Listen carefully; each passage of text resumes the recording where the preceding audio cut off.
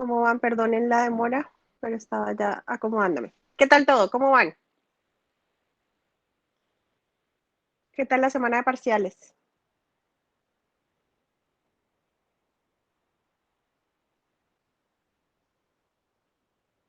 Bueno, vamos a hacer esto un poco más dinámico y vamos a hablar porque Eh, si no me aburro yo acá sola. Estuvo dura la semana. ¿Pero bien o hay más o menos? Bien, Bien, bien, doctora, bien, al sobrevivimos, final. que fue lo importante. Sí. No, bueno, eso está bien. ¿Y en genética sobrevivieron o no? ¿Ustedes qué creen? No creo, Espérame, creo. no. Esperamos que Bueno, pues sí. les cuento, niños. Estuve revisando los parciales de ustedes, estuve revisando pues todos los talleres que teníamos pendientes. He sido lo más generosa posible del mundo en cuanto a los talleres. Digamos que en talleres de nomenclatura, lo único que fui súper exigente fue en la nomenclatura como tal. Ahí la mayoría se corchó. Hubo como dos grupos que sí sacaron 5, de resto sacaron 4. Nadie lo perdió, entre 4, 4, 5 más o menos. En el primer taller de cito no, perdona, de historias clínicas y semiología también fui súper generosa.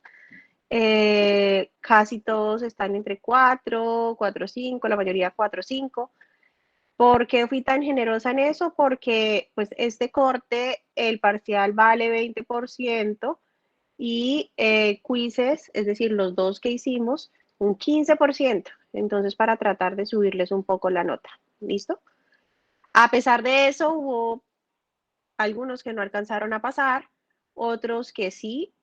A eso le adicionan el bonus que hubo de la asistencia la vez pasada que tomamos lista. Lamentablemente el punto del parcial que les dije, no, pues les damos un punto adicional si entre todos responden un parcial correcto, ese no se logró porque el parcial que respondieron no estaba correcto. Entonces, pues ese bonus no, ese sí no existió. Listo, pero pues ese es más o menos como les pasaré las notas hoy en la noche, se las paso con Emily para que ya las suban directamente a la plataforma. Cualquier duda, pregunta, completamente disponible para hacer las correcciones oportunas y eso, pues hacer la retroalimentación necesaria, ¿vale? En cuanto, bueno, eso por esa parte. Por otra parte, vamos a empezar todo lo que es las próximas clases. Van a ser aproximadamente son 5 clases acordes a las fechas que ustedes tienen de periodo de, pues, de punto de corte, de parcial final y de parcial de segundo corte. Recordar, uno, los parciales son acumulativos, es decir, en el parcial del segundo corte entra el primero y el segundo corte. Y en el parcial final entra primero, segundo y tercer corte, ¿vale? Adicionalmente a eso, los temas que vayamos viendo ahora van a ser en forma de exposiciones. Entonces, inicialmente les había dicho que como hacer unos grupos para segundo corte y otros para tercer corte, pero pues no va a ser así. Vamos a hacer grupos, van a ser relativamente grandes porque son 5 grupos. Entonces, para hacer una exposición por clase de ese tema. ¿Listo? Pero las exposiciones pues tienen ciertos requisitos que pues los voy a tener en cuenta en el momento de correcciones. Desde la presentación, es decir, cómo lucen las diapositivas, que estén referenciadas, uso hasta de todo lo que sea ortografía, el estilo de la diapositiva, todo eso cuenta. Adicionalmente a eso, que no sean diapositivas, la calidad de las imágenes, la forma de la presentación. Adicionalmente a eso, el tema, que el dominio del tema y no solo, como vamos a hacer grupos grandes, entonces no quiero que sea solamente llegar, exponer, leer la diapositiva y listo, sino vamos de alguna forma, cada grupo va a tratar de aplicar lo que estamos viendo, entonces ya sea con un caso clínico, con un artículo o con algo que se pueda aplicar en el momento de la presentación, ¿vale? Entonces eso por esa parte. Los temas, yo se los había dado a Emily más o menos como para que se los fuera mostrando y decidieran. En los temas hay unos que dicen, espere, yo busco por acá. En los temas hay unos que dicen, no sé, espere, comparto pantalla.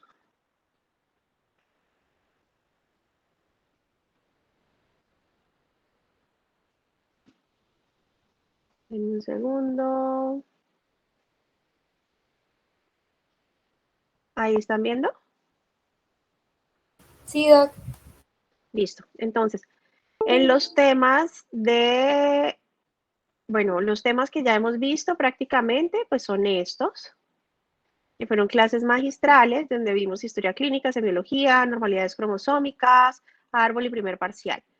Hoy, pues hacemos la retroalimentación del parcial. Les voy a hacer una clase inicial de, les voy a hacer una clase inicial de exámenes en genética y adicionalmente a eso, arrancamos los seminarios. ¿Listo? Los seminarios que vamos a arrancar, lo que les decía, empezamos con enfermedades de herencia mendeliana. Creo que vamos a los que vayan a exponer herencia mendeliana, van a volver otra vez a medio tocar algunos términos que no quedaron del todo claros y que es importante que dejemos claro. Y pues el enfoque de esta materia es genética clínica y genética médica, entonces a ustedes les sirve más que la parte teórica de entender cualquier cosa, estudio genético o algo, pues poder sospechar una enfermedad genética y qué hacer cuando les llegue una enfermedad genética. Entonces, vamos a ver enfermedades de herencia mendeliana, las principales. Vamos a ver varias enfermedades de cada grupo. Obviamente no vamos a extendernos en cada enfermedad, pero sí que quede claro el curso de la enfermedad, hallazgos principales para sospecha diagnóstica, para un diagnóstico y si tiene o no tiene tratamiento genético y qué hacer en cuanto a eso. ¿Listo?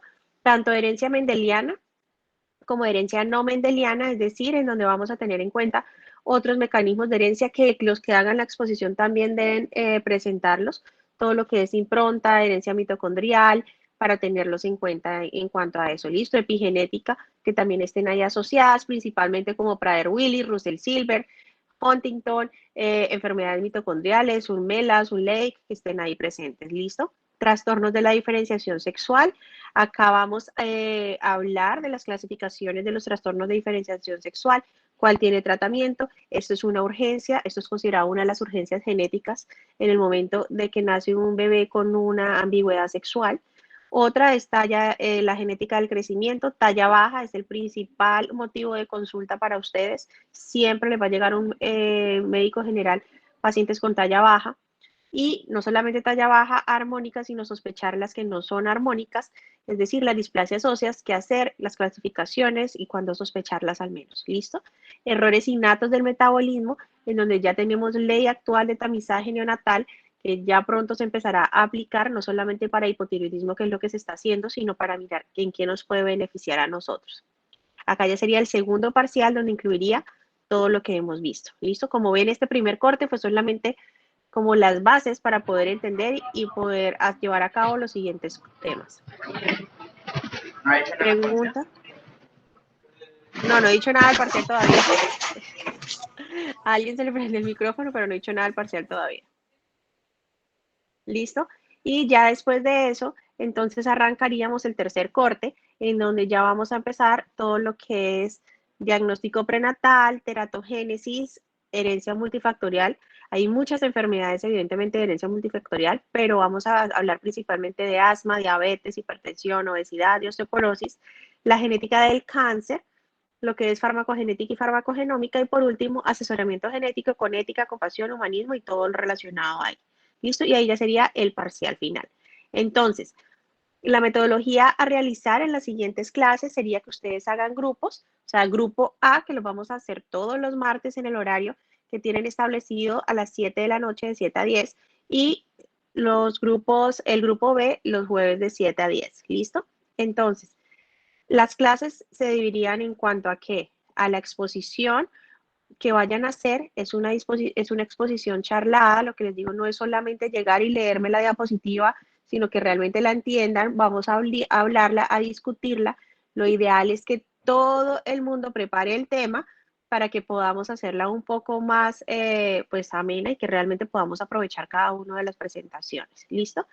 Y lo que les digo, aplicarla de alguna forma, ya sea artículos recientes para saber qué está pasando acorde a esa enfermedad, tratamiento de esa enfermedad, ejemplo, acá acondroplasia, tiene tratamiento que ya casi va a llegar a Colombia, apenas está haciendo el primer caso para tratamiento de acondroplasia. Duchenne tiene tratamiento, raquitismo fosfatémico tiene tratamiento, En estos, bueno, Huntington y eso no, pero pues acá vamos a encontrar los diagnósticos diferenciales que van a ser importantes, trastornos de diferenciación sexual, todo lo que son la parte suprarrenal también hay tratamiento, genética del crecimiento en las displasias o la talla baja para estos raquitismos que aparecerían acá con tratamiento, o una hipofosfatasia que también tendría tratamiento, errores innatos del metabolismo que también tienen tratamiento, junto con las MPS, es decir, la mucopolisacaridosis que tienen tratamiento. Entonces, esto es lo que vamos a darnos cuenta, todo lo que puede estarse aplicando para estas enfermedades. ¿Listo? Eso va a ser como lo más importante a tener en cuenta. ¿Dudas o preguntas hasta el momento?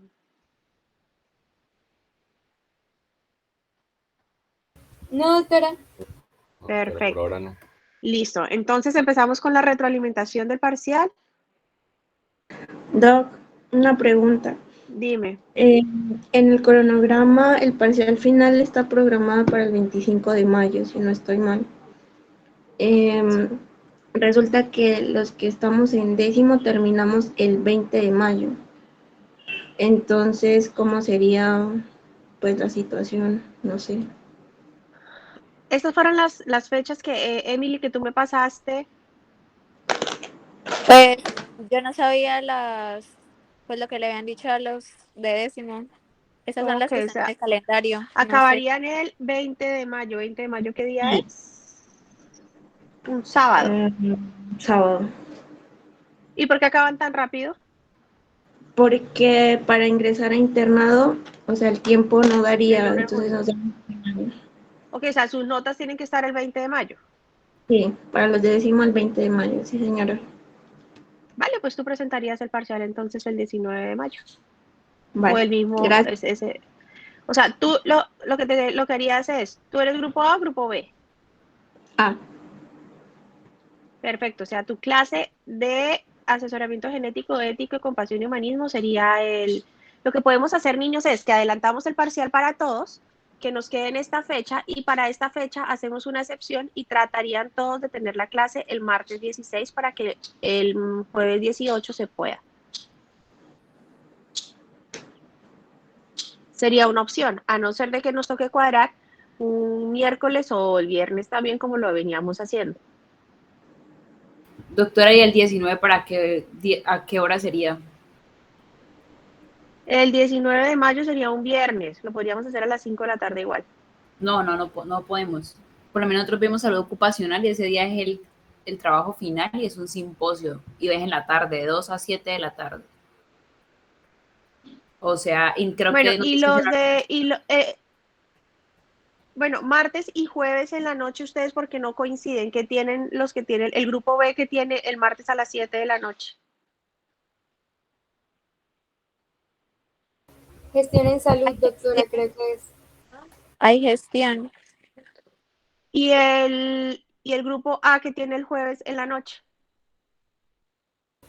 También creo que hay gestión a las 6 de la tarde, si no estoy mal. O es el miércoles. No, pero jueves no, miércoles. Es Miércoles. el miércoles.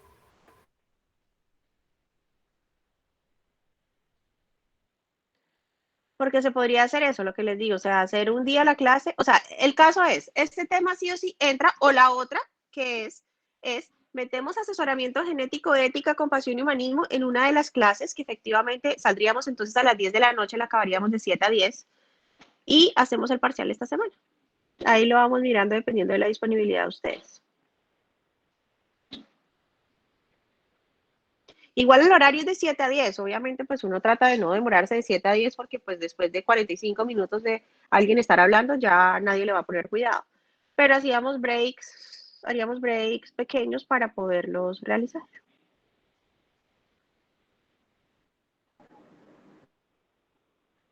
¿Listo?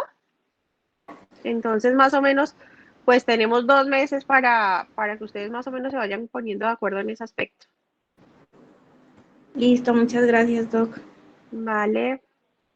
¿Alguna otra duda? Yo tengo el parcial por acá.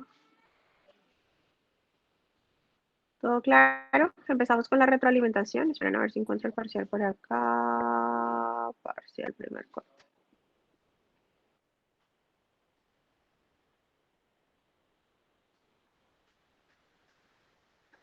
Listo, niños, ¿están viendo? Sí, doctora. Sí. Vale. Entonces, arrancamos. Primera pregunta. Una de las indicaciones para remitir a un paciente a la consulta de genética sería. Entonces, bueno, pues leer todo, pero pues voy a leer más o menos como las correctas, como para no demorarnos tanto, ¿vale? Entonces, una de las indicaciones para remitir a un con genética sería A, antecedente de padres consanguíneos, sí. Evidencia de una alteración cromosómica, sí. Parejas con abortos a repetición, pérdidas recurrentes, más de 3, sí. Antecedentes de infecciones y de nutrición, no. Bajos ingresos económicos, no. Es decir, todas las anteriores no va a ser. Es decir, la correcta sería solo A, B y C son correctas. ¿Listo? Voy a quitar la cámara porque esto se está poniendo un trilentico. Igual ahí siguen viendo la pantalla, ¿no? Sí, señora. Listo. Segunda pregunta. Pongámosla acá para que sepa. ¿Cuál de las siguientes cromosomopatías se asocia más frecuente a hidrops fetal no inmune e higroma quístico? La respuesta, monosomía del X o Turner. Recuerde que son niños que nacen como hinchaditos, con edema a nivel de pies, a nivel de manitas, con ciertas alteraciones, y pues esto es lo característico monosomía del X. Tercera pregunta. La neurofibromatosis está causada por mutaciones en el gen neurofibromina, que se caracteriza por presentar rasgos clínicos muy variables, incluso dentro de la misma familia. Este concepto en genética se conoce como expresividad variable.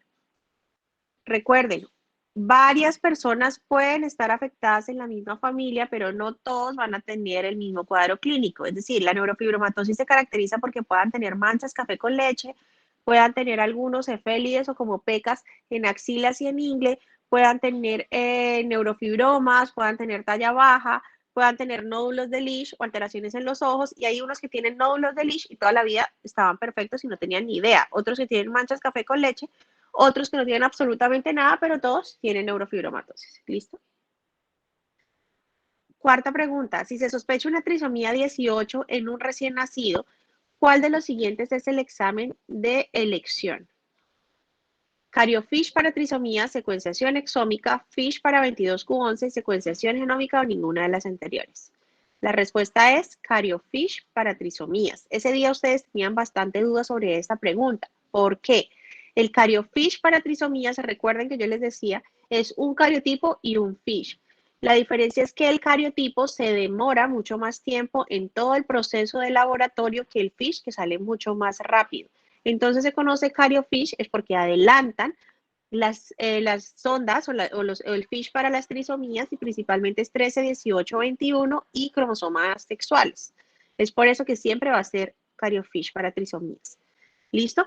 Puede ser que no hayamos visto ese examen en ese momento. Sin embargo, por el resto de los exámenes se saca que sí o sí era ese. Porque secuenciación nunca vimos que era para una trisomía. Un FISH 22q11, acá les está diciendo cromosoma 22 y hablamos de un cromosoma 18 que tampoco. Y secuenciación que tampoco lo hablamos para trisomía, entonces es decir, el examen era cariofish para trisomías. ¿Listo?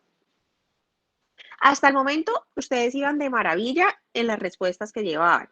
Acá empiezan a acorcharse un poco. ¿Listo? Entonces, es cierto acerca del síndrome de Turner, excepto una vez que tengamos el diagnóstico genético, serán necesarias otras pruebas complementarias para estudiar una posible implicación de otros órganos. Eso es correcto. El diagnóstico de Turner se sospecha con base en signos clínicos, pero siempre es necesario realizar un cariotipo. Eso es correcto. Los pacientes con Turner están creciendo durante 3 o 4 años más que el resto de las mujeres debido al cierre tardío de los cartílagos de crecimiento. Eso es correcto.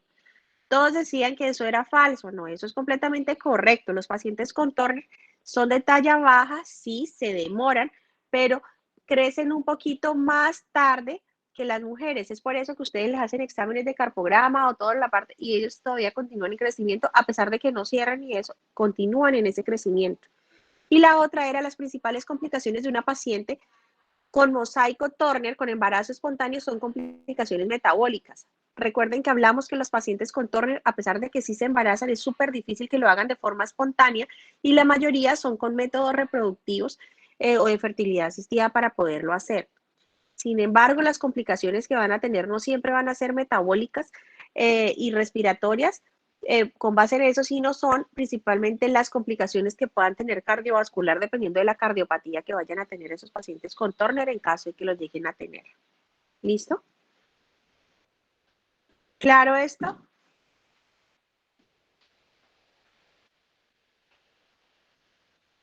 Sí, Sí, profe. señora. Perdona, esta no era. Coloqué mal. Voy.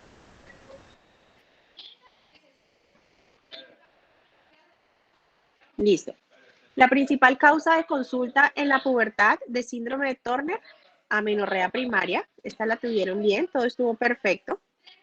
En una paciente con talla baja de 8 años de edad sin displasia esquelética, el cual es el examen de elección, ¿qué se solicitaría en nuestro país en primera instancia? Entonces, secuenciación genómica, no. Secuenciación exómica, no. CGH, FISH, cariotipo, esto también les quedó bien. Y evidentemente, pues es el cariotipo. Cuando un individuo en un locus dado presenta dos alelos iguales, se define como homocigoto. ¿Cuál es el riesgo de recurrencia de presentar un individuo afectado cuando los dos progenitores son portadores para un rasgo recesivo?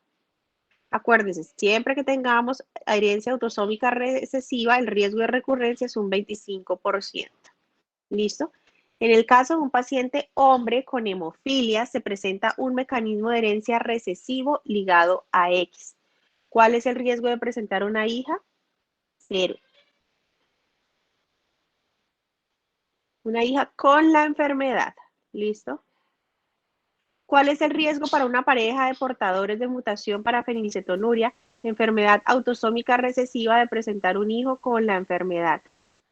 En esta hablamos de fenilcetonuria, que es recesiva, daría para un 25%. ¿Listo?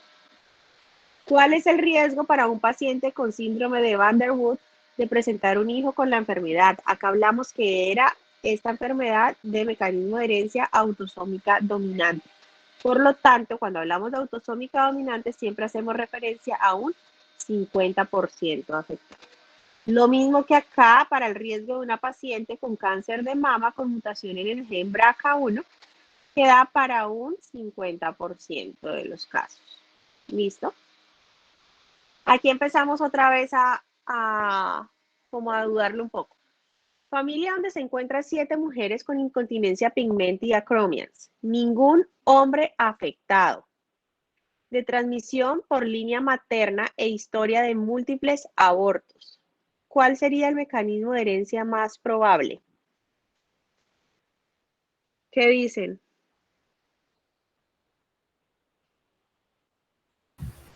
Pues doctora, yo en mi parcial le había puesto dominante ligado a X, pero no sé.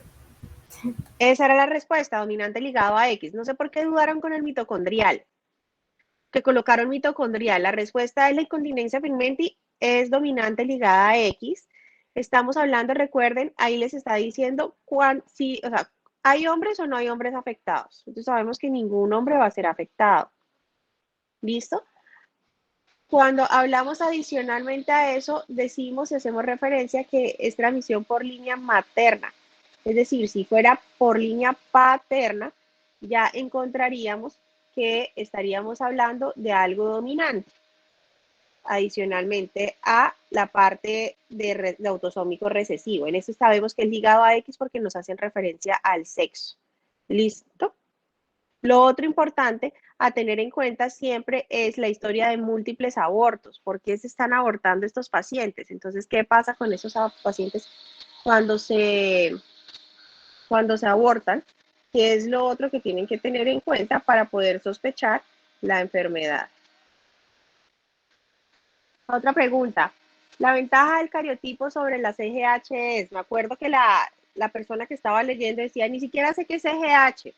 Es hibridación genómica comparativa y es otro examen que también vamos a ver, pero sin embargo ahí lo importante es saber para qué solicitamos el cariotipo y cuál es la ventaja del cariotipo. Entonces, ¿el cariotipo detecta trisomías? Sí, porque lo veníamos viendo. ¿Detecta mutaciones puntuales? No, porque nunca hemos hablado de las mutaciones puntuales. ¿Variables y secuencias repetitivas? Tampoco. Microdeleciones, nunca hablamos de micro súper pequeñas. ¿Y detecta translocaciones balanceadas? Sí, porque es una de las cosas que vimos. Entonces, sabemos que tenemos dos cosas adicionales que son las fijas del cariotipo. Entonces, de esas, las trisomías y detecta las translocaciones balanceadas, siempre dijimos que uno de los principales o las principales ventajas o los principales beneficios del cariotipo siempre iba a ser las translocaciones balanceadas. ¿Listo? Ahora, continuemos. En esta teníamos el dibujo de un árbol genealógico de acuerdo a la nomenclatura discutida en clase, que representa una herencia autosómica recesiva con 2 hermanos afectados de sexo diferente y 3 hermanos hombres sanos y padres primos hermanos. En este punto prácticamente se lo regalé porque, bueno, porque pues vimos árboles genealógicos de todas las formas posibles. Ahí lo que hicieron, no todos estaban de herencia de lo que estábamos hablando recesiva, entonces importante tener en cuenta acá. 1, cuando hablamos de herencia recesiva, acuérdense que es de hermanos o transmisión horizontal, entonces por eso tenemos 2 hermanos afectados. Siempre que hablamos de, cuando hablamos, de acuerdo a la nomenclatura que acá les dije, al menos que tengan 3 generaciones, entonces siempre tendría que ser o papás, abuelos y hijos, o sea, 3 números de generación. Cada línea, cada generación se marca con número romano en la izquierda y cada uno de los miembros de la familia por línea horizontal es 1, 2, 3, 4 en números normales. ¿Listo? Eso es importante tenerlo en cuenta. Adicionalmente, cuando hablamos de consanguinidad o primos hermanos, hacemos doble línea en la unión de esos papás. Es decir, papá y mamá iban unidos, padre que es cuadrado, unido con doble línea con la mamá que va a ser círculo. De ahí van a salir 3 hermanos hombres. Dicen, espérate, lo leo otra vez. Recesiva con 2 hermanos afectados, entonces de ese papá y mamá que ya les dije, van a salir 2 hermanos afectados de sexo diferente, es decir, hombre y mujer, y 3 hermanos hombres, o sea, podrían colocar o los 3 cuadraditos o el cuadradito con el número 3 adentro, que inclinaría 3 hombres sanos y los papás primos hermanos. ¿Listo? Ahí la siguiente generación que podían colocar era simplemente colocar o los papás de los papás, es decir, los abuelos, o que uno de los papás tuviera un hijo aparte o uno de los hermanos tuviera hijos y ya. O sea, esas eran las 3 generaciones. ¿Listo? 18. El mecanismo de herencia donde no se observa transmisión varón-varón es recesivo ligado a X. ¿Listo? Esta creo que esa también la tuvieron bien. En la siguiente, entonces, de acuerdo a las clasificaciones de las anomalías congénitas correlaciones, estas ya estaban, pues ya estaban listas. Sin embargo, las voy a mencionar. ¿Por qué? Porque pues ahí estaban prácticamente alguna pista para preguntas posteriores, en donde sabemos que secuencia es la malformaciones múltiples derivadas de un evento inicial único.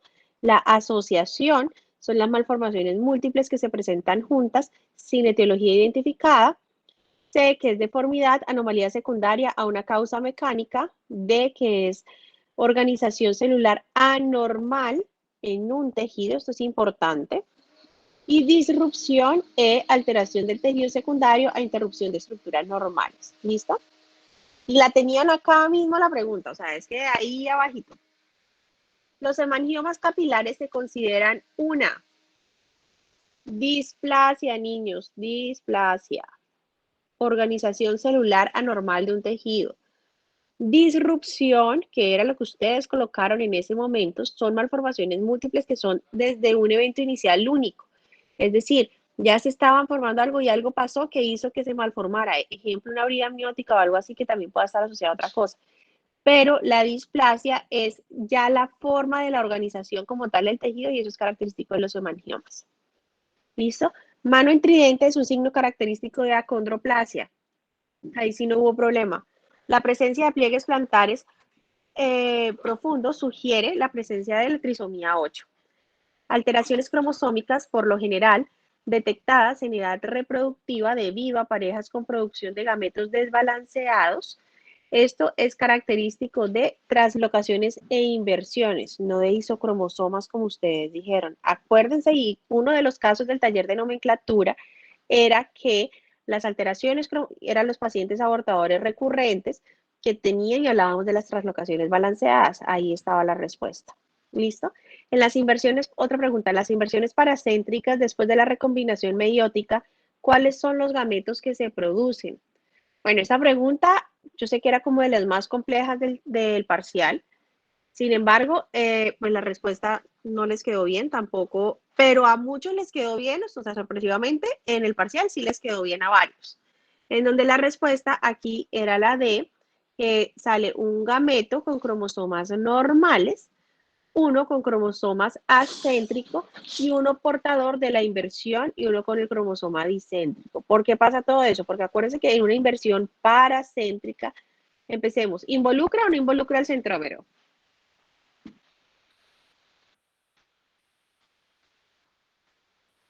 Ah, niños. Creo que sí, doctora. ¿Qué dicen los demás? Doctora, yo tengo una duda con respecto a la anterior. Es que yo tenía entendido, no sé si estoy equivocada, de que el reordenamiento desbalanceado eran las deleciones, no las translocaciones recíprocas. Entonces, no sé, no tengo esa duda. Dicen, alteraciones cromosómicas por lo general detectadas en la edad reproductiva debido a parejas con producción de gametos desbalanceados. Claro, pero es que el gameto es el desbalanceado, no el portador. ¿Listo? O sea, mamá y papá serían portadores de la translocación balanceada, pero la causa de esa alteración cromosómica en la edad reproductiva, es decir, si hay pérdida o no, es porque ese balance, o sea, esa translocación balanceada ya no va a estar balanceada y por eso es que se pierden. Pero ahí estamos hablando de detectadas en la edad reproductiva, es decir, en los portadores, son las translocaciones. Ah, ya entendí. Gracias. ¿Listo? Vale. Doctora, las paracéntricas son las que suceden en el mismo brazo, son las pericéntricas las que suceden en los brazos distintos. Entonces, Exacto. no involucran el centrómero. Perfecto. Entonces, la respuesta en esta sería un gameto con los cromosomas normales, que estaría, espera un segundo, salgo. Ya. Un gameto con los cromosomas normales, uno con cromosoma acéntrico, uno portador de la inversión y el otro con el cromosoma discéntrico. ¿Listo? Ese ejercicio lo podemos hacer en la próxima clase, se los tengo como manual para que lo entiendan bien la segregación. ¿Listo? Porque no lo tengo ahorita para no hacerlo. Seguimos. Un nucleosoma completo consta de, en este también me hicieron la pregunta incluso en el momento de la revisión, pero este en algunos pues les quedó bien, pero este se caracteriza porque son 2 dímeros de histonas y un tetrámero de H3H4. ¿Listo? Eso sí siempre ha sido. Lo otro, ¿qué fenotipos esperan encontrar en la descendencia de una pareja cuyo genotipo es AO y BO? Esta también les quedó bien. La respuesta era AB, ABO. También le tocaba hacer la segregación. Otra, en una familia el padre tiene drepanocitosis, el cual, al igual que uno de sus hijos, la madre y una hija no la presentan. ¿Cómo se explica si la drepanocitosis es una enfermedad autosómica recesiva? Entonces ahí simplemente era mirar pues los riesgos que podía haber recurrencia y en donde íbamos a tener de ese 25%. ¿Listo? Continuamos. La expresividad es la magnitud de las manifestaciones clínicas en donde se iban a manifestar. Ya había otra pregunta similar y acuérdense que era la diferencia de esa expresividad o esa manifestación clínica en una misma familia. La ocurrencia de 2 mutaciones en diferentes partes del gen en el mismo individuo. Acá vi que tenían una pequeña duda. ¿Listo? La respuesta es heterocigoto compuesto. Y ustedes colocaron heterogeneidad del locus. Entonces, recordar que mutaciones en diferentes genes causan la misma enfermedad. Hablamos de Cuando yo digo mutaciones en diferentes genes causan la misma enfermedad, ¿eso qué es? Del locus. Exacto. Y cuando son dos alelos mutados o anormales en el mismo gen, es heterocigoto compuesto. ¿Listo? No era alélicas. Doctora, ¿no era lélicas? Sí, yo tengo eso. ¿Qué? Que un mismo gen que tiene diferentes mutaciones y causan la enfermedad es heterogeneidad alélica. Yo también tengo eso, doctora. Puede Sí, ser lo bueno, viste se en la las valgo clase. porque acá hay un error ya que dicen de esto. Sí, tienen razón. La ocurrencia de dos mutaciones en diferentes partes del gen o en diferentes locus, no mentiras, está bien escrito. Ocurrencia de dos mutaciones en diferentes partes del gen, es decir, en diferentes locus, en este punto, en el mismo individuo, es heterocigoto compuesto. Ocurrencia de dos mutaciones en diferentes gen, en diferentes momentos del gen, ya sería heterogeneidad alélica. Sí, está bien la respuesta, porque acá en esta parte se hace referencia a parte del gen. Igual voy a mirar qué decía la diapositiva que les mostré a ustedes, por si acaso sí lo tenía mal en la diapositiva. Miramos de una vez. Yo les mostré, ¿cuál les mostré a ustedes?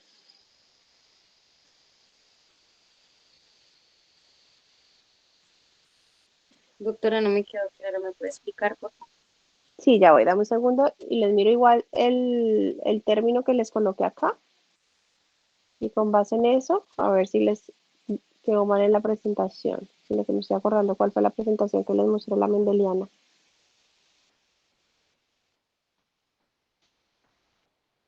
Creo que era esta. No, esta no era definitivamente. Esta tampoco era. No me acuerdo cuál les mostré.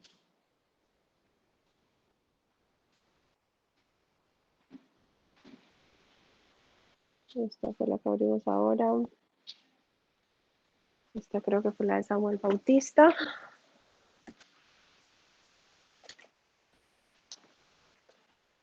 Sí.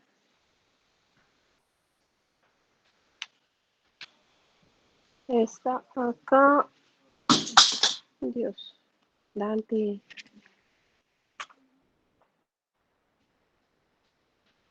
Y aquí.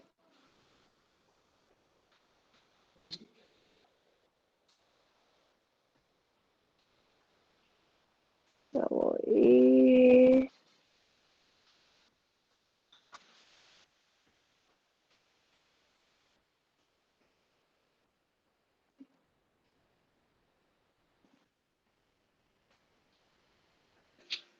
Creo que será esta.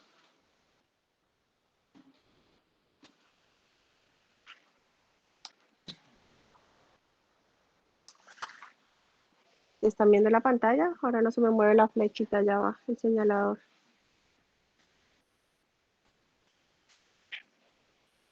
¿Sí están viendo la pantalla? Sí, Sí, señora. doctora. Listo. En un momento que como que se trabó porque no me deja ver el... ¿Ustedes ven el puntero? Sí, ¿O se pero me no se quedó mueve. ahí? Ok, esperen, sí, porque a mí tampoco se me mueve.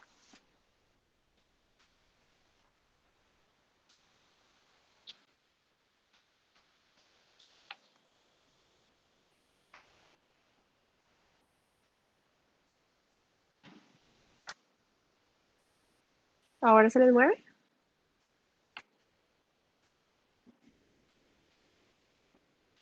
¿Se les está moviendo, niños? No, doctora. No, es un trabo esto.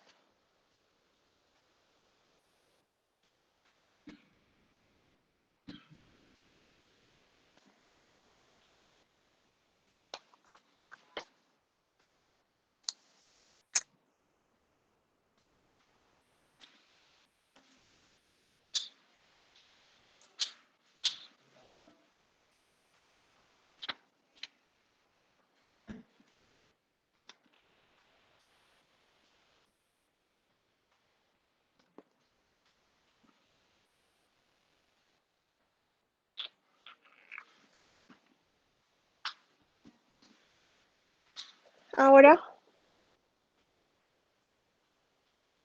Sí, doctora, ahora sí. vale, perfecto. Creo que esta fue la presentación que yo les mostré.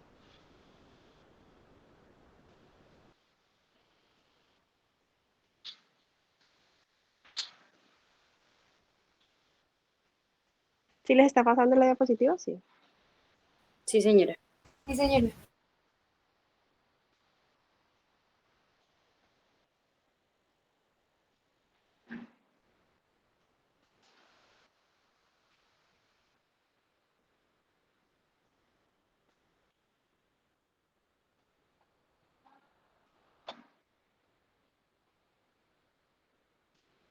Listo, por acá está.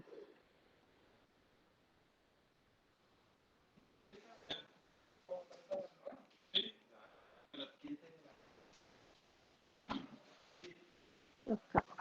Empezamos con los términos. Entonces, heterogeneidad fenotípica, heterogeneidad genética, es prácticamente lo que se habla, en donde mutaciones diferentes en un mismo gen pueden dar lugar en ocasiones a fenotipos diferentes, es decir, que nos cambia ese fenotipo, y heterogeneidad genética, varios genes, un solo efecto. O sea, eso es lo que en general lo que se habla. Cuando se habla de heterogeneidad de locus, entonces, volvamos a ver qué es lo que dice el parcial.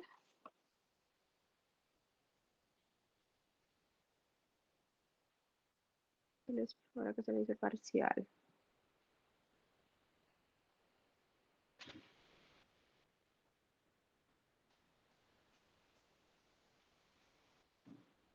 Entonces, heterogeneidad de locus, para que quede claro en este momento, mutaciones producidas en genes que se encuentran en diferentes loci, es decir, el locus es el espacio cromosómico, dan lugar al mismo fenotipo.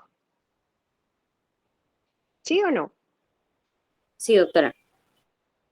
Es decir, dos mutaciones en genes que están en diferente loci cromosómico dan el mismo fenotipo. Es decir, mutaciones en diferentes genes nos producen el mismo fenotipo. Ejemplo, eso lo hablamos, no sé, diferentes enfermedades que puedan estar asociadas. Yo siempre pongo ejemplo como de la parte visual, una retinitis pigmentosa, que son las que siempre están alterado esa parte. ¿Listo? Y cuando hablamos de heterogeneidad alélica, es un solo fenotipo que pueda estar producido por diferentes mutaciones en el mismo gen y en el mismo locus cromosómico. ¿Listo? Sí, señora. Pero Entonces, ocurrencia de dos mutaciones en diferentes partes del gen que pueda ser, y acá va a ser la heterogeneidad alélica, hace referencia a que sea en el mismo gen y en el mismo locus cromosómico. Acá estamos hablando de diferentes partes del gen. Entonces, heterogeneidad alélica no iba a ser. Ok, entonces la diferencia entre alélica y compuesta es que la alélica tiene que estar en el mismo locus, algo así. Exacto. Sí, señora. Pero de O sea, diferente, el locus es el diferentes. espacio donde está el gen. Sí, partimos de Ok, ahí, ¿sí? sí, señora. Ok. Entonces, ¿qué duda tienes en el momento? O trata tú de decirme y yo te digo si sí o si no. Para ti, ¿qué es heterogeneidad alélica? Que un mismo gen tiene diferentes mutaciones y causan la enfermedad, pero tienen que ser en el mismo loci, en el mismo locus, Exacto. Y que es causan la diferente a misma compuesta. enfermedad, ¿vale? Ok. Ahí va a ser la misma enfermedad lo que se va a producir. ¿Y heterogeneidad de locus qué es para ti? La que varios genes causan una misma enfermedad, sino que mi duda era la diferencia entre compuesta y alélica. O sea, ese era el que no me cuadraba. Ok. ¿Y ahora qué es heterocigoto compuesto?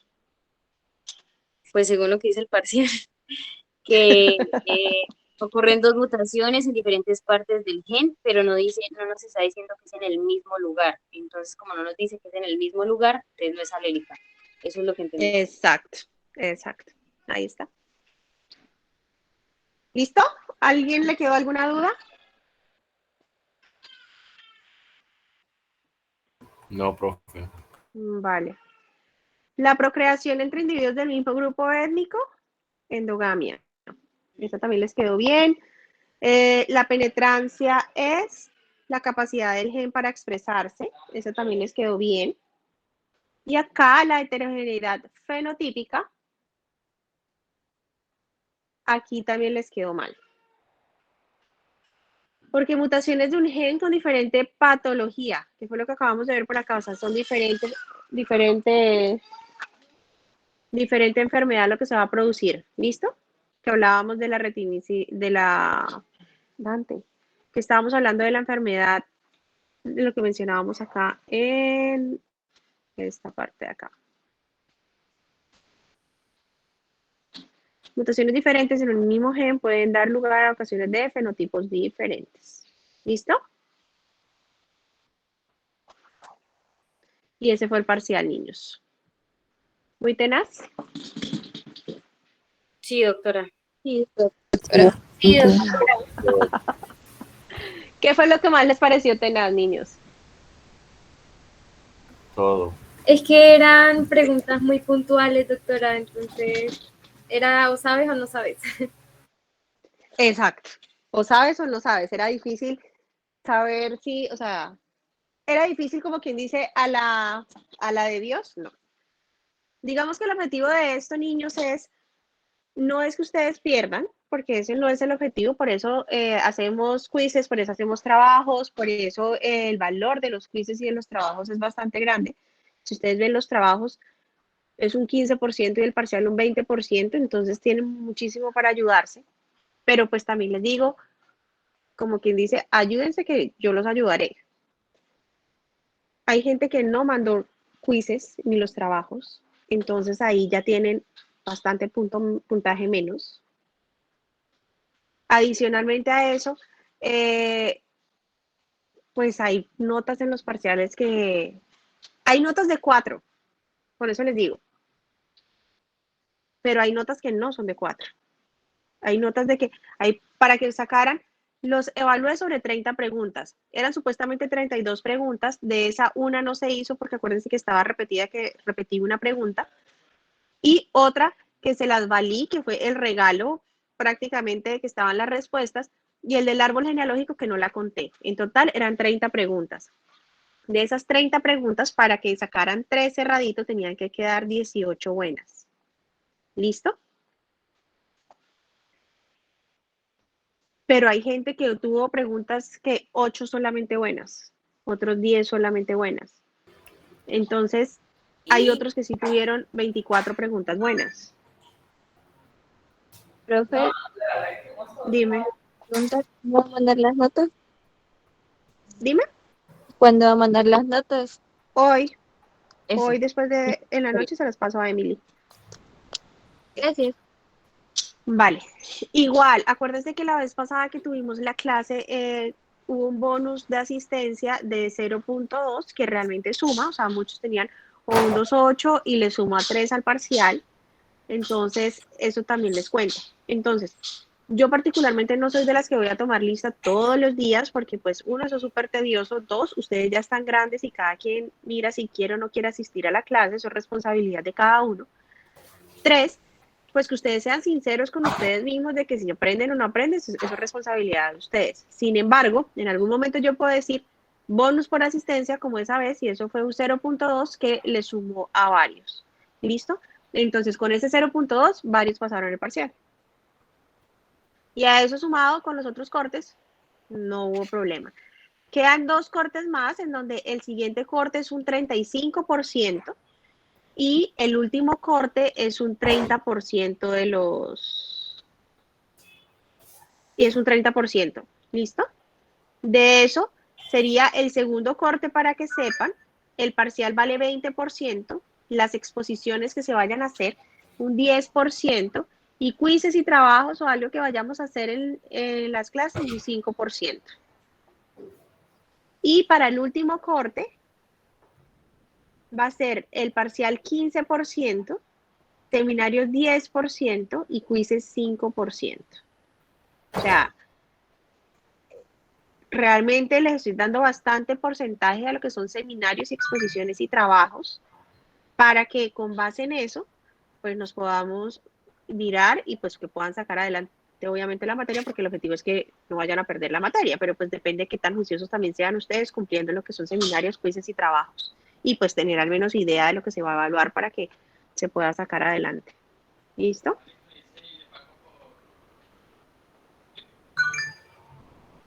¿Dudas o preguntas? No, doctora. Vale. Recuerden que los parciales son acumulativos, ¿no, niños? Es decir, muchos me decían, doctora, no salió nada de nomenclatura y yo estudié mucho nomenclatura. Tranquilo que después puede salir nomenclatura. Otra cosa, de los talleres de nomenclatura que los revisé y en los que más los porché fue en la nomenclatura tiene que ser exacta. Es decir, si es 46,XX, no puede ir espacio entre el 46, entre la coma y después el XX, todo va pegado. ¿Listo? Si es un mosaico y lleva la línea del slash, no hay espacio, va la línea del slash. Si empieza el paréntesis, no hay espacio, porque todo eso pasó en esas cosas, ¿vale? Entonces, para que lo tengan en cuenta. Ahora sí les voy a hacer una exposición súper chiquita, niños. No sé si quieran tomar algo y volvemos o arrancamos una vez. De una vez. Listo. Alguien dijo una vez por allá, yo quise la presentación. O sea, está así.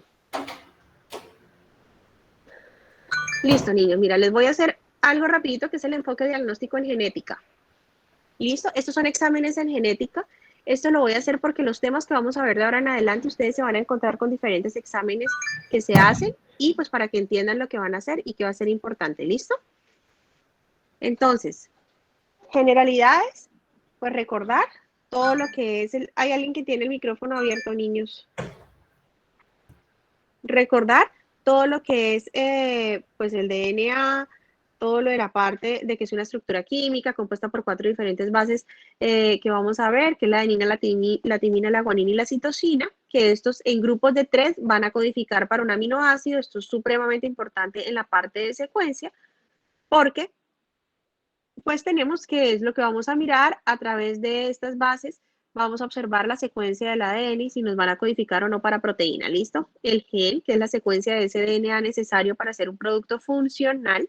Un cromosoma, que ya es la cadena de DNA enrollada con las proteínas, y el genoma, que ya es la secuencia completa de todo ese DNA. Aquí simplemente es para mostrar toda esta forma de la condensación, en donde tenemos desde que tenemos acá el cromosoma cuando ya está todo completamente empaquetado, y acá donde vemos el DNA con todas sus bases, en donde vemos la adenina, la guanina, la citosina y la timina, si me codifican o no me codifican para la proteína que vaya a estar, pues todo esto es en la parte ya de la célula, del núcleo, donde se encuentran ubicados. ¿Listo? Adicionalmente, entonces, los tipos de test en genética que vamos a encontrar, entonces tenemos uno, test confirmatorios. Estos es cuando nosotros tenemos ya una sospecha diagnóstica y con base en esa sospecha diagnóstica queremos confirmar o descartar el estudio a realizar. 2, los genéticos para estados de portador. Si tenemos alguna enfermedad y queremos saber si es portador o no para esta condición. 3, cuando son para predecir desórdenes, es decir, que el paciente no tiene nada, está presintomático, para saber qué susceptibilidad genética tiene de tener la enfermedad, para síndromes de cáncer hereditario, en farmacogenética, en diagnóstico prenatal. Tenemos los test bioquímicos y los test genéticos de preimplantación. ¿Listo? Entonces, arrancamos con el cariotipo, en donde el cariotipo, como ya lo vimos anteriormente, pues es un estudio que se basa en la organización de los cromosomas. Este utiliza mínimo 25 metafases analizadas en laboratorio. Esto es lo ideal para que uno diga, es un buen estudio, tiene una buena resolución y pues es confiable. La resolución de un cariotipo es de más de 550 bandas para decir que tiene buena resolución. Y si tenemos un mosaico o una sospecha de ese mosaicismo, se debe extender al menos a 100 metafases. Si a ti te dan un cariotipo y ustedes ven que tiene un mosaico, pero solamente en 25 metafases, toca volverlo a pedir a 100 metafases porque este 25 no es suficiente para lograrlo comprender. ¿Listo? Resolución de más de 550 bandas es lo que va a determinar indicaciones para realizar un cariotipo. Entonces, en el periodo prenatal, edades mayores a 35 años, acuérdense, edades avanzadas, ansiedad materna, siempre que una mamá va a querer, porque si su hijo va a tener algo o algo así, eso es una indicación de cariotipo, que tenga un triple screening alterado, es decir, cuando están las mujeres en embarazo y que tienen el triple screening, que es las hormonas que se tienen en cuenta para mirar, ya sea el beta, el papa, que son exámenes hormonales que se tienen en cuenta las mujeres embarazadas junto con alteraciones en la ecografía, ya sea de sonolucencia nucal o algo, son indicaciones para hacer ese cariotipo, oligoamnios o polidramios, retraso del crecimiento intrauterino, arteria umbilical única, sospecha ecográfica de la cromosomopatía o una cromosomopatía balanceada en un progenitor. Acuérdense que si alguno de los papás es portador de una translocación balanceada, se debe hacer sí o sí estudio de cariotipo a los hijos. En el periodo neonatal, que hayan malformaciones mayores aisladas, 3 o más defectos congénitos menores, recordar que las malformaciones mayores son las que comprometen la vida y los menores los que no, que tengan rasgos dismórficos, genitales ambiguos, un parto con un producto muerto de causa inexplicable o una muerte neonatal de causa inexplicada. ¿Listo? En el periodo de lactancia, cuando son niños que tienen dificultad para aprendizaje, rasgos dismórficos o retraso en el psicomotor también. Periodo preescolar, trastornos del crecimiento, retrasos en el desarrollo, siempre van a estar. En el periodo de la adolescencia, niños que vemos con ginecomastia, falta de desarrollo puberal o amenorreas primarias, retrasos mentales, rasgos dismórficos.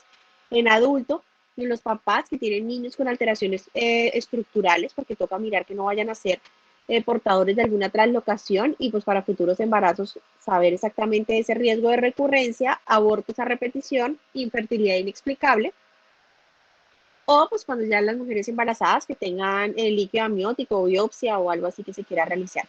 Y en todas las edades, para procesos malignos, es decir, pacientes que tienen sospecha de leucemias, mielomas o algo, a eso se les hace cariotipo constitucional y tumoral, ya sea de médula ósea, y en el control de trasplantes de médula ósea. ¿Listo? Entonces, importante, pues estos dos que son los que como más frecuentes pueden estar con ustedes, que les vaya a llegar en los momentos de la consulta. ¿Listo? El FISH es otro examen de citogenética, que hace parte de la citogenética, pero es un examen de genética en donde se caracteriza porque es la hibridación in situ fluorescencia. Entonces, esto se usa es porque a través de fluorescencia, de fluoróforos, ellos se marcan la región que uno quiere mirar. Entonces, se miran en los núcleos, que son estos de acá, y pues en la interfase que va a hacer esto, acá tenemos un paciente normal y un paciente con deleción 22q11 y acá uno trisomía 21. Entonces, ustedes pueden ver siempre se va a mirar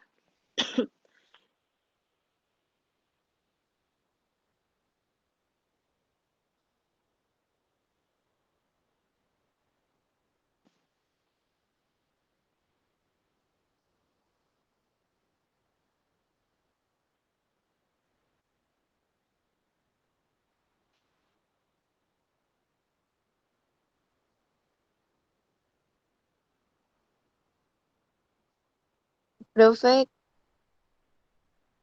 es que no sé si está hablando porque silenció el micrófono.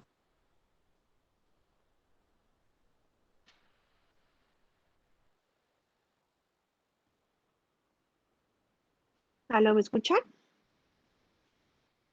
Ahora sí, profe. Perdonen, niños, se me fue el... ¿Hasta dónde escucharon? Como 2 diapositivas antes. ¿Indicaciones alcanzaron a... Sí, eso sí. Sí, ahí. Fish, alcanzaron a escuchar? Solo un poquito. El inicio, doctora. Vale, pues acá simplemente es para mostrarles que el FISH es la hibridación in situ fluorescente. Este se caracteriza porque a través del uso de fluoróforos o como marcadores, para que me entiendan, vamos a mirar las zonas específicas de lo que queremos ver. Se usa principalmente, ejemplo, para trisomías 21, por eso era el Cario FISH, que se hace para trisomías, en donde se especifica una región específica de ese cromosoma 21 o de los cromosomas que se vaya a mirar, y si marca o no marca, pues sabemos que lo tiene o no lo tiene. En este caso, marcó los 3 núcleos para el cromosoma 21, por lo cual representa que sí tiene una trisomía 21. ¿Listo? En este caso, se quiere ver la deleción del 22q11, en donde lo que se encuentra es que están el control que va a ser el verde y en este rojito pues nos falta un pedazo y ese pedazo es de que hubo esa deleción del 22q11. ¿Listo? Y en el normal estarían los dos marcados. Hay FISH espectral, es decir, que a través de fluoróforos de todos los colores nos marca todos los cromosomas, que se ve súper bonito y pues es indicativo para algunas muestras. ¿Listo?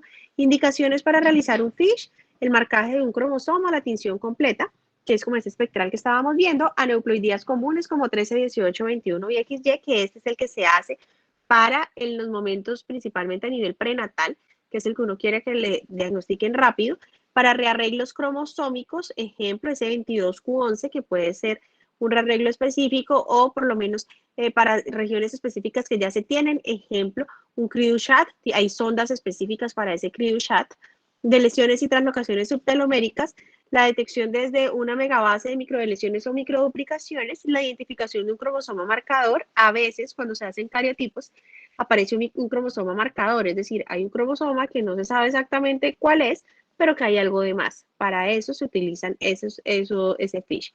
¿Listo? Y detección prenatal.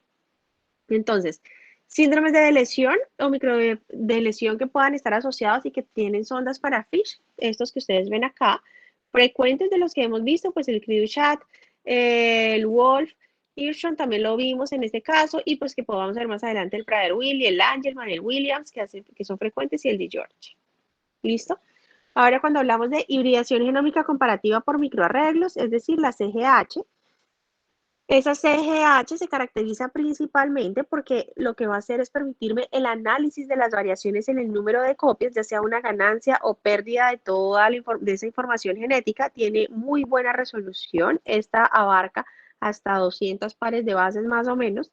Y en esta se caracteriza porque, pues, lo que se caracteriza es porque hay microarreglos como estos que ustedes ven ahí o los array que van a contener muchas sondas de oligonucleótidos donde cada uno va a ser igual a una secuencia diferente y específica del genoma. Entonces, la diferencia es que esta me va a mirar todo el genoma y me mira todos los genes todos los cromosomas asociados a esas alteraciones para mirar si hay pérdidas o ganancias chiquitas. Es decir, este estudio es indicativo para mirar microdelesiones o microduplicaciones. ¿Listo? ¿A través de qué? A través del control y de la sonda de control y si me hibrida o no me hibrida para saber si hay lesiones o duplicaciones. Nosotros vemos el resultado así en el laboratorio y dependiendo de eso determinamos si puede haber una duplicación o una delesión, como en este caso. Aplicaciones. Pacientes con déficit cognitivo, con trastornos del espectro autista, con alteraciones dismórficas o algo que nos haga sospechar un síndrome como tal, es indicativo de CGH. Adicionalmente, anomalías congénitas, pues para detectar síndromes, delimitación de regiones o síndromes conocidos. A veces, ejemplo, en el cariotipo se dice, mira, hubo una lesión de un brazo, un cromosoma, pero uno no sabe exactamente de dónde a dónde es. Necesitamos saber con exactitud de dónde a dónde va esa lesión, delimitarla para poder saber qué genes están involucrados y con base en eso nosotros poder determinar la severidad del fenotipo que va a tener el paciente. ¿Listo? Entonces, otro de los estudios que encontramos es el estudio de la MLPA, que esto se caracteriza por la amplificación a través de sonda, pues es una amplificación múltiple a través de sondas, y esta se caracteriza principalmente porque pues se basa principalmente es en mirar de lesiones o duplicaciones específicas que vayan a estar ahí pues para analizar, ¿listo? Entonces, esta permite identificar es principalmente esas alteraciones, pero que son muy pequeñas y que no pueden ser detectadas a través de otras técnicas como el FISH, que lo vimos anteriormente, ¿listo? A menudo esto se utiliza cuando nosotros usamos secuenciación por el tipo de técnica, entonces la secuenciación a veces no me logra ver si hay una pérdida o una ganancia, una delesión, una microduplicación chiquitica, entonces a través de esto lo podemos hacer, ¿listo? Entonces esto lo que me hace es que me va a permitir detectar mutaciones, análisis de metilación o cuantificación de RNA mensajero, cualquier alteración en el número de copias. Digamos que la MLPA es la técnica inicial, pero hay modificación de esa MLPA, ya sea con estudios de metilación o algo para que se pueda utilizar para otras enfermedades. Ejemplo, los que vayan a hacer estudio, a exponer la parte de enfermedades de impronta, como un Prader-Willi, un Angelman o algo, uno de los estudios es MLPA de metilación, que uno pide, donde se mira a través de metilación si está o no está, pero es basada en esta metodología. ¿Listo? Aplicaciones: diagnóstico prenatal, detección de mutaciones y SNPs, análisis de metilación del DNA y cuantificación relativa de ese RNA mensajero. Otra de las técnicas, la secuenciación del DNA. Esto ha venido creciendo mucho. Al principio era completamente costoso, ya es un poco más asequible. Con el paso de los años, pues se ha permitido mejorar toda la información genética y la gran cantidad de megabases que se logra detectar a lo largo del tiempo. Entonces, en esta gráfica simplemente es para ver cómo ha logrado ver y cómo ha disminuido ese costo a lo largo del tiempo. ¿Listo? Encontramos diferentes estudios de secuenciación, pero todos es con la misma técnica de un solo gen, de diferentes genes para que sea un panel, si es el exoma que va a ser de todas las regiones codificantes o de todo el genoma. ¿Listo?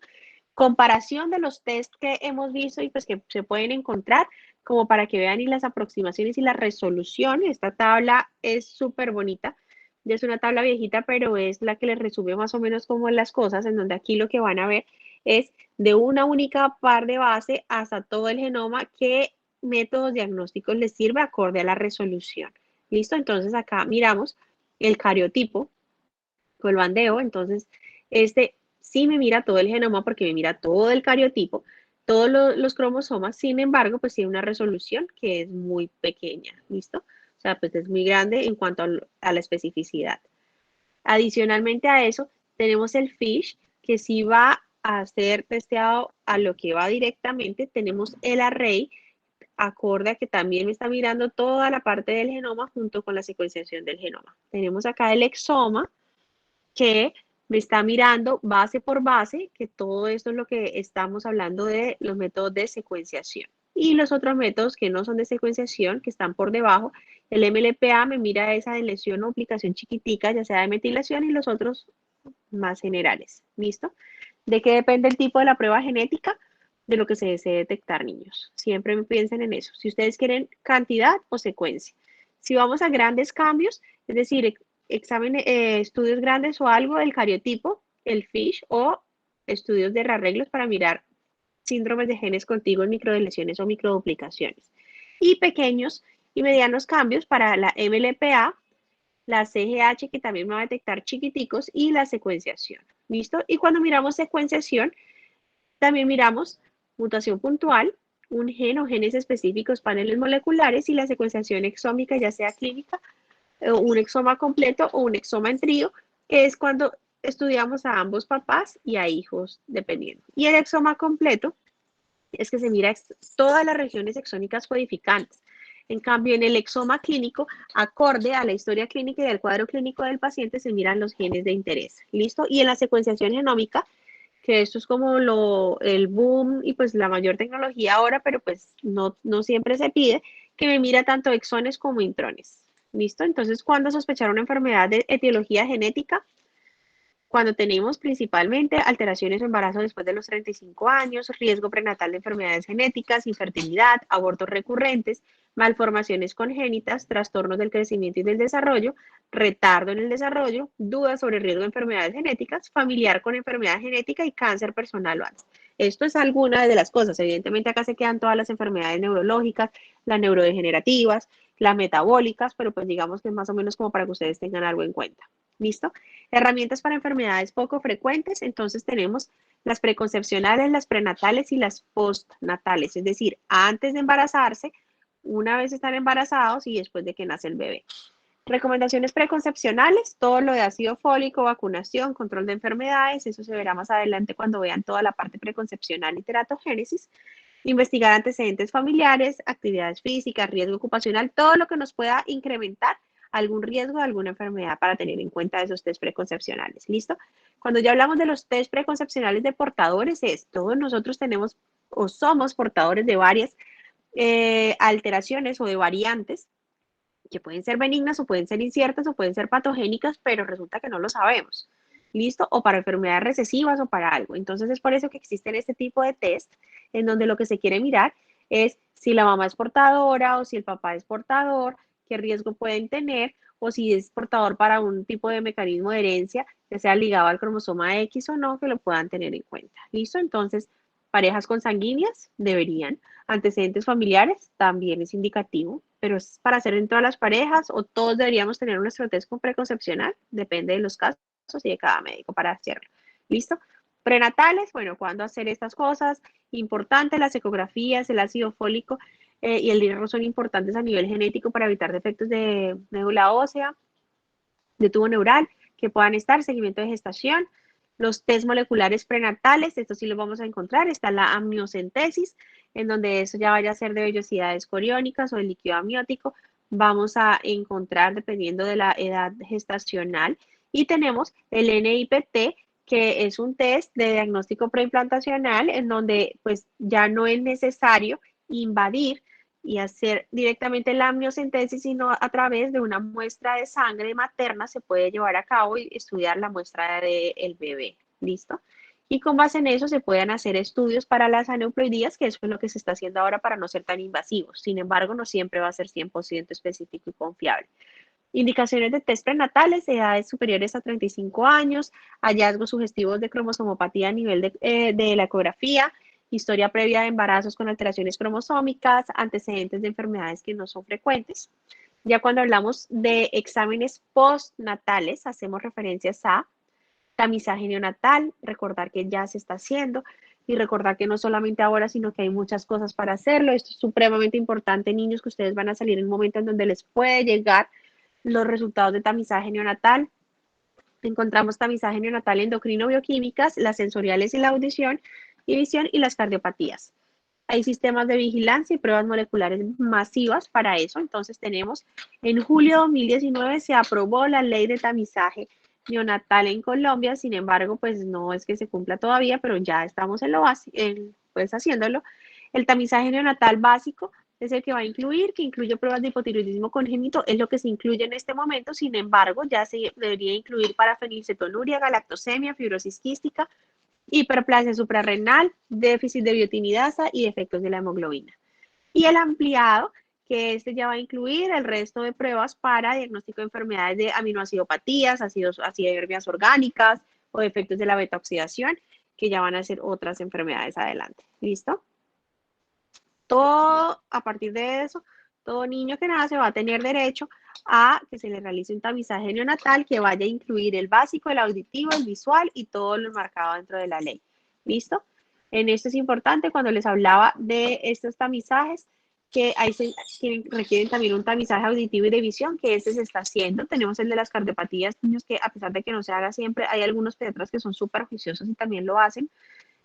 Entonces, eso también es para tener en cuenta, ¿listo? Hay programas latinoamericanos de sistema de vigilancia. Yo no sé si, bueno, aquí en el hospital ya no se está haciendo, que es el programa de colaborativo latinoamericano como el ECLAM, que lo que hace es a todo recién nacido que nacía, era visto por médico general o por el médico que fuera para valorarlo y si se encontraban o no malformaciones congénitas o cualquier alteración. ¿Listo? Y lo otro que también se está haciendo ahora es pues todo lo de la secuenciación. Hay estudios que dicen de hacer un exoma en recién nacidos vivos. Hay estudios que lo están haciendo y hospitales que también lo habían hecho a los niños que estaban principalmente en la UCI, niños que no tenían como ningún o bajo pronóstico, y con base en eso para saber la causa. Entonces, si un exoma en recién nacidos, eso podría ser un poco pues complicado la forma del análisis, la secuenciación masiva para todos. ¿Qué haríamos si nos secuenciáramos realmente todos en este momento? ¿Y qué vamos a hacer con todos los hallazgos que nos encontremos? Eso es lo que toca mirar. ¿Listo? ¿Dudas o preguntas? Esto era más que todo como lo que quería mostrarles muy en general de los exámenes en genética para realizar.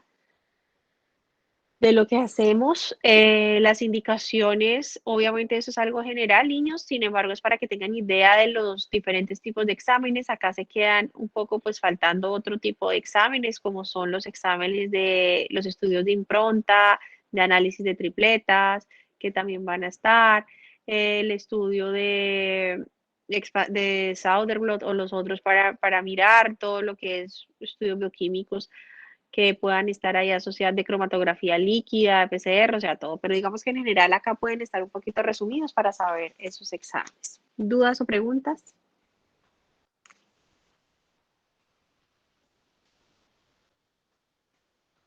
Por ahora no, profe. Listo, niños. Entonces, ya con base en esto, pues se pueden guiar un momento, pues no va a ser como tan desconocido cuando empiecen a revisar los temas que les hablen de alguna de las técnicas que se vayan a utilizar. Ya arrancaríamos, entonces nos veríamos los martes y los jueves. Martes con el grupo A, jueves con el grupo B, 7 de la noche, para arrancar ya las exposiciones. ¿Listo? Si quieren, me pueden enviar el artículo o la bibliografía o lo que vayan a utilizar. Pueden basarse en libros de genética como Emery, Thompson, pueden usar la Smith, pueden basarse en el otro que el doctor Samuel usaba, que era Victoria, que era genética clínica en español, que también están ahí, están todos los temas. También se pueden basar de ahí. Pero no quiero que lo hagan solamente de libros, sino que también miremos artículos, bibliografía reciente para saber qué está, la actualidad y saber en cómo basarnos. ¿Listo? Ya saben, incluir ya sea revisión de artículo o incluir algún caso clínico que podamos hacer. Idealmente, pues son chéveres los casos clínicos, que es lo que les sirve a ustedes para aplicar, o un artículo, si hay tratamiento nuevo, pues del tratamiento, o si les llama la atención la técnica que se utiliza para diagnosticar de la técnica, o algo que les llame la atención en el momento en que estén revisando para que puedan mirar, o algo que ustedes crean que no quedó claro para poderlo estudiar más profundo, también se puede hacer. Listo, profe.